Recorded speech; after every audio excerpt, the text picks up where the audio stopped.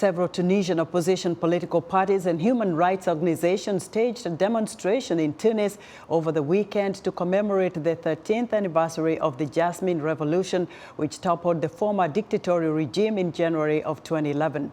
VOA's Paul Ndiho spoke to William Lawrence, professor of political science and international affairs at American University School of International Service, for an update on the political situation. I guess we start with the most important thing that happened in the region in the last 20 years, which was the Arab Spring, which began with 18 unprecedented protests in 18 Arab countries. Tunisia came out the most successfully from those 18 sets of protests 13 years ago, and did manage for 10 years to have a pretty successful democratic transition, the most successful attempted democratic transition in an Arab country ever. After 2021, President Kaïs Saied gradually grabbed all the powers. He, put in an emergency set of measures, shut down the parliament, created a government and a prime minister fully under his control rather than under the control of the constitution, replaced the constitution, held elections, created a sycophantic parliament that is basically a yes man for his decrees. He rules by decree, and he enfeebled the judiciary, arrested most of the political opposition, and the backlash was somewhat muted. It's often attributed in the press to apathy.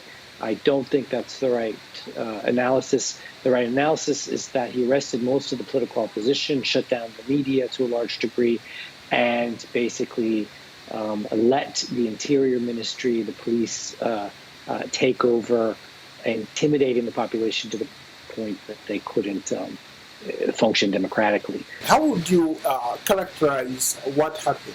This was a guy, when he was in opposition, everybody looked up to him as somebody who could take that country forward.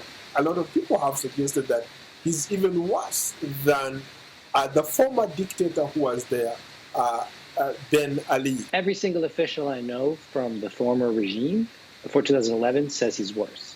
All of them, as does the entire political opposition. Continues to be relatively popular.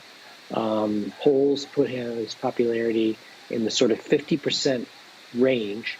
And that's, according to a lot of my Tunisian contacts, a little bit like the Trump phenomenon. He's a populist that blames everybody else but himself for the failures. He's convinced the population that the deep state and foreign conspiracies are creating all the problems. What can Kaïs Saied do to alleviate the fears? It seems these protests are driven by some of the drastic changes that he has put in place. How can the opposition force him to revert some of those things that he has put in place? A national dialogue would simply come up with agreement on new elections, democratic elections, where everyone is included.